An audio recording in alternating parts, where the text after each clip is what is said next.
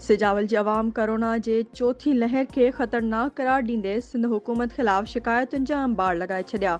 वधीक ॾिसूं था सिजावल मां इमदाद पठान जी हीअ रिपोर्ट। कोरोना वायरस जी चौथी ख़तरनाक लहर सबब सिंध हुकूमत पारां ऐलानियल 8 अगस्त ताईं मुकमल लॉकडाउन के सिजावल जो आम कीअं पियो ॾिसे, एसओपीज़ ते केतिरो अमल थी रहियो आहे, बेरोज़गार बणियल दिहाड़ी ते कमु कंदड़ रेढे वारो, मांडली वारो या पोरियत तबिको हिन लॉकडाउन सबब कहिड़ियुनि हालतुनि मां गुज़री रहियो आहे। अचो त साणनि ॻाल्हि ॿोल कयूं। मज़दूर तबिको बिल्कुलु हेठि अची वियो आहे, सभिनी जो रोज़गार बंदि थी वियो आहे ऐं को बि अमल हुकूमत तरफ़ां को बि अमल कोन्हे, सिर्फ़ु ऐलान करे छॾियो आहे।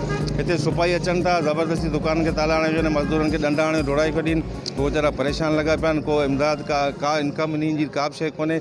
ऐं अगरि हिनखे लॉकडाउन करिणो आहे, कुझु करिणो आहे त पहिरीं मज़दूर तबिके खे संभालीनि त हू कुझु अॻियां निकिरे, पंहिंजे बच्चनि जी करे सघे, तंहिंखां पोइ जेको आहे लॉकडाउन कनि।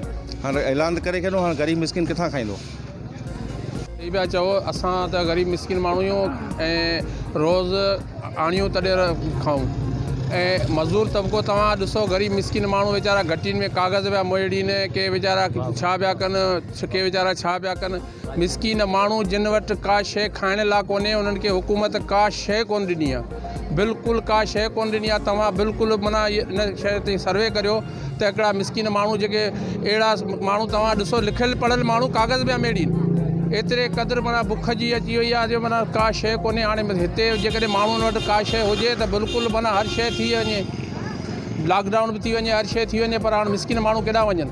उनखे कम घटि में घटि 8 ॾींहंनि जे लाइ कुझु न कुझु त ॾिनो वञे, जेकॾहिं उहो 8 ॾींहं वेही घर में खाई था सघनि। मिस्किन बचा वठी केॾां वञूं, असीं अटो ॻोल्हियूं या लठियूं पुलिस गवर्नमेंट जूं छॾियूं, असीं कहिड़े पासे वञूं, असांखे ॾस ॾिनो वञे, जा त असांखे अहिड़ी के इंजेक्शनूं हणो जो पूरा थी वञूं, बच्चनि जूं असीं झटका न ॾिसूं।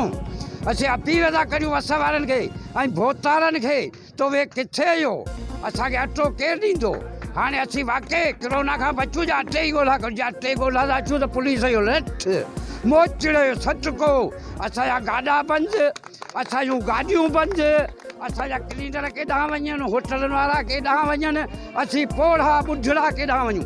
तव्हां सिजावल जे अवाम जूं ॻाल्हियूं ॿुधियूं। संदन इहो चवणु त सिंध गवर्नमेंट मुकमल लॉकडाउन जो ऐलान त करे छॾियो, पर ग़रीब अवाम खे बेरोज़गार बनाए संदन राशन वग़ैरह जो को बि बंदोबस्तु न कयो। बाज़ारनि में हर हंधि माण्हुनि जा वॾा हजूम नज़र अची रहिया आहिनि, किथे बि समाजी विथी ते अमल न आहे। बाज़ारनि में कंहिं हिकु बि माण्हू खे मास्क वग़ैरह पातल नज़र नथो अचे। हर हंधि माण्हुनि जा टोलनि जी सूरत में हजूम नज़र अची रहिया आहिनि, जॾहिं त इंतिज़ामिया पारां फ़क़्ति कारोबार बंदि कराइण लाइ दुकानदारनि खे गिरफ़्तार बि कयो पियो वञे, मथनि ॾंड वग़ैरह विधा पिया वञनि ऐं दुकान सील बि कया पिया वञनि। पर ज़िले इंतिज़ामिया एसओपीज़ ते अमल कराइण या बाज़ारनि मां रश ख़तमु कराइण में बुरी तरह मुकमल तौर ते नाकाम ऐं बेवस नज़र अची रही आहे। कैमरामैन राज पठान सां गॾु इमदाद पठान, शाहीन न्यूज़ सिजावल।